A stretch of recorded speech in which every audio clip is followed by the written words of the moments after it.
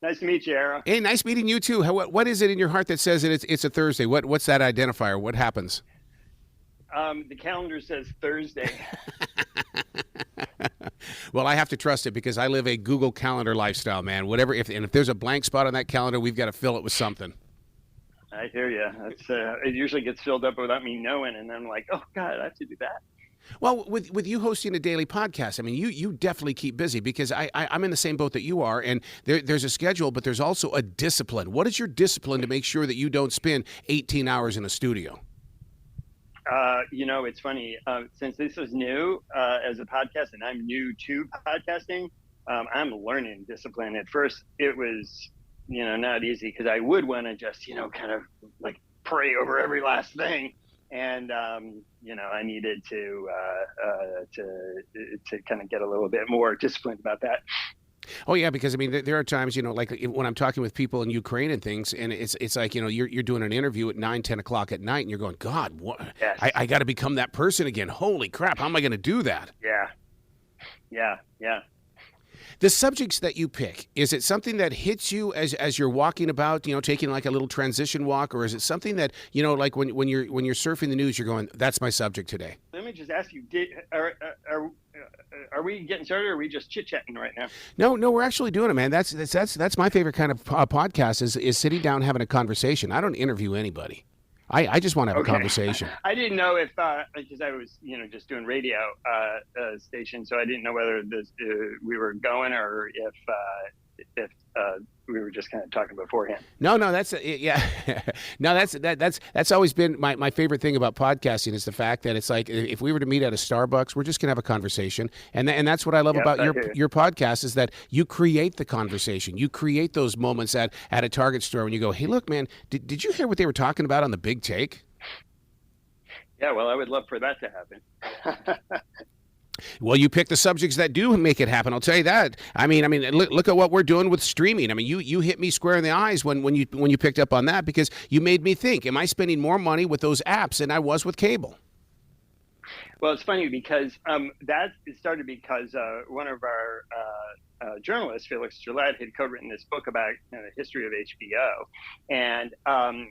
and we were sitting around, kind of the producers of the podcast, and we were sitting around trying to talk about, okay, so how do we tell this story? And we all started talking about what a pain in the neck TV was, that the shows were better than ever. So TV was kind of like better than ever. And yet at the same time, it was this kind of giant hassle to try to figure out where any of those shows are, because they're all on different services and all of them want a separate fee. And we thought, well, why don't we just do the show about that? Because if we're all talking about it, maybe other people are too. Yeah, because I mean you're right, and the thing is that it's because we do that in radio. When I was growing up through the ranks of terrestrial radio, is that we were looking for the water cooler conversation. What was everybody talking about? Because we had to take it to the intro of that next song, so that people would tune into us because they felt like that we were up to date. Yeah, that's right. And, what we're trying to do with this podcast is a little different than other news podcasts in that it's not kind of this just in, this is the news that's happening right now and what's happening. Bloomberg and a lot of other news organizations do that really, really well. And so what we were trying to do is take a look at stories that aren't like the news, but that are in the news, of the news, maybe asking a question, that people really want to know the answer to. And so every day Bloomberg does this big story called The Big Take. It's like a print story, which is sort of like that. It's a big original piece of reporting. It tells you something new. Maybe it's surprising, a whole new perspective on things. And so oftentimes what we'll do is use that story as a launching pad, kind of to do an exploration of that topic. And we talk to our reporters who are everywhere around the world. Bloomberg's this giant news organization. We've got expert reporters everywhere. So, there's somebody who is an expert on almost every subject under the sun somewhere in the world. And then we talk to people outside the newsroom, the experts and people in the news, people making the news. And it's just been a lot of fun doing this. So do you have somebody that you rely on? Like, for instance, like sometimes the custodian is a great news sharer as well, because they pick up on everybody else's stories because everybody else in the building is talking to them. It's a funny thing is, one thing that kind of working from home which I've actually been, I've kind of liked having that mix of working at home, working in the newsroom. One of the things that working at home I've found doesn't do so well is just what you're talking about, that kind of thing where you bump into somebody, you strike up a conversation, and you get to just feel for what people are thinking, because when you have to have all those conversations over Zoom and they're all scheduled, that you don't have that kind of spontaneity. And so being able to bump into people and just talk about, hey, what are you working on? What are you thinking about? Like as a journalist in a newsroom, which is, if you don't work in a newsroom, maybe you don't know that it's really just this big open space with a ton of desks, and everybody is just working away, and everyone's just kind of bumping into each other and talking, and journalists loves to talk. And so when you bump into somebody, you just say, hey, what are you working on? Yeah. And then they tell you their story because everyone's excited about what they're working on. And that, hey, what are you working on, often becomes, the story, because somebody is excited what they're working on, and they're onto something cool, and they want to tell people about it. Well, you ask very important situations and questions on the podcast in the way that, the middle class right now, we're all sitting here thinking that it's the end of the world, and you're saying, why are we worried? Well, this is a really interesting story. Sean Donnan, who's an economics writer, along with Alex Tansey and Clara Ballantyne and Ariel Lowe, all these reporters at Bloomberg, they set out to, really look at the middle class. We all think about the middle class as, kind of like the backbone of America, and it's always been aspirational. Everybody kind of wants to be middle class, and politicians all curry favor to middle class. Like the whole culture is centered around kind of middle class. And they were looking at, what does that actually mean now? We got high inflation. It's hard to keep up with, prices of everything. Rents are high. It's hard to buy or sell a house. What does it mean to be middle class right now? And they did this deep exploration, and we had this kind of long, really interesting conversation. And that's one of the things that we're trying to do on this show is, like the news just coming at you like crazy all the time. There's so much going on. And of course, because we all have our phones, it's all coming to us all the time.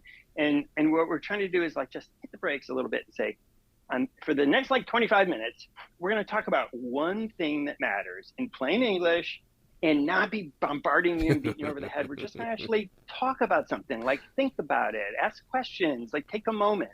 And that's been a really interesting and fun thing to do. Well, I'm glad you're saying talking, because that's one of my mantras on iHeart, is the fact that I always say we're just creating conversations out of conversations, which is going to create more conversations. Because, texting and writing emails, if I'm reading it, I'm not getting the proper inflection, pitch, volume, and tone. So I'm glad that you are locked in on, the talk, creating that conversation.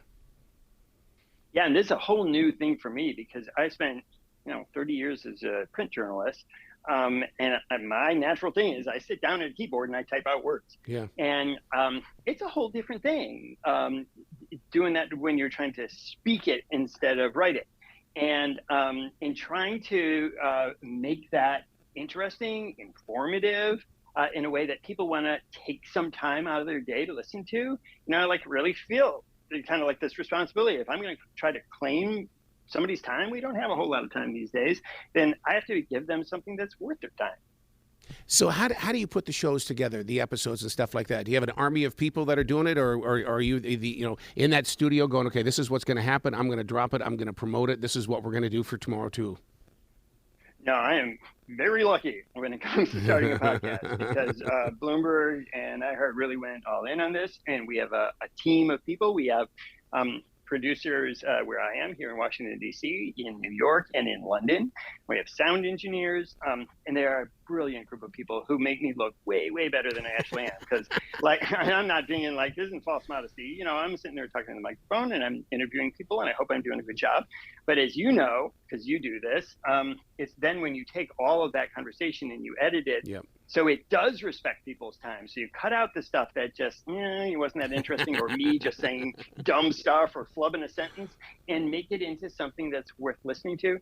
And also putting a lot of thought and care, the producers, into, who we talk to, and pulling in other clips and other pieces of sound to give context.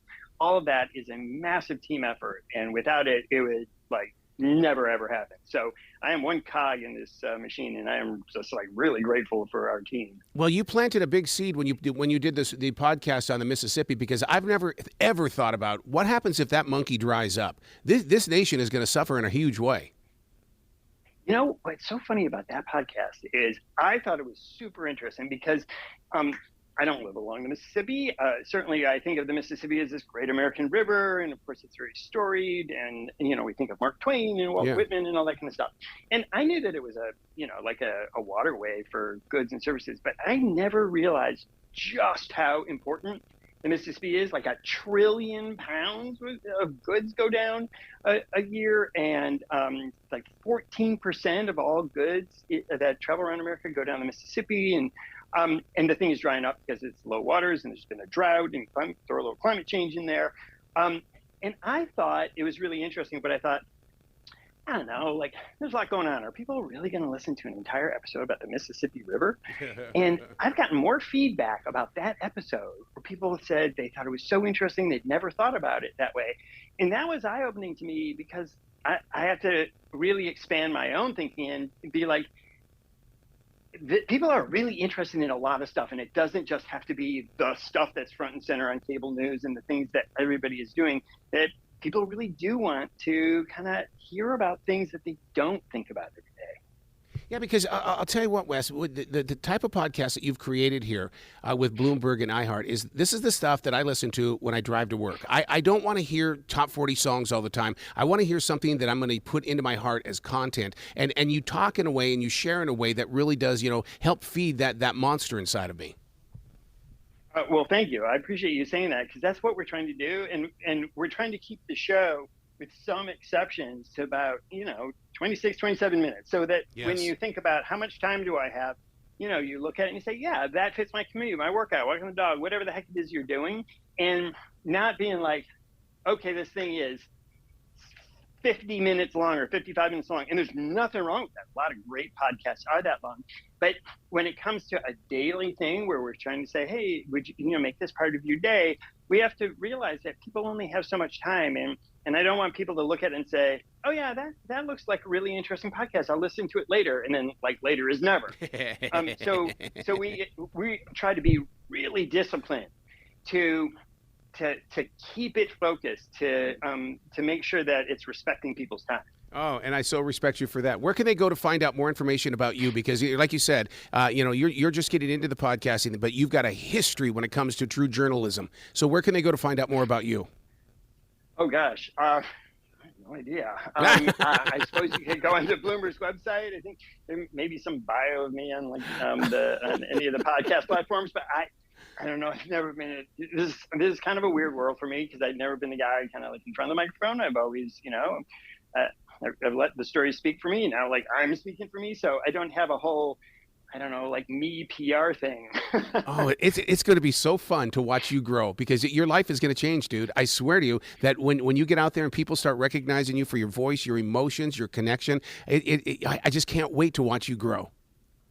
Well, thank you. I really appreciate that. I would love to see if, this does kind of strike a chord and people really start listening. It's early days. We have really good listenership numbers, but of course I want to reach as many people as possible. So I really hope it is something that people want to listen to and find valuable, because there's a lot of podcasts out there, and we're coming in here and say, hey, listen to us too. And so I kind of feel like we got to have something that's worth listening to, because unlike the early days, where anyone's like holding up an iPhone and they had a podcast, people are really picky now, and they should be. They have a lot of choices.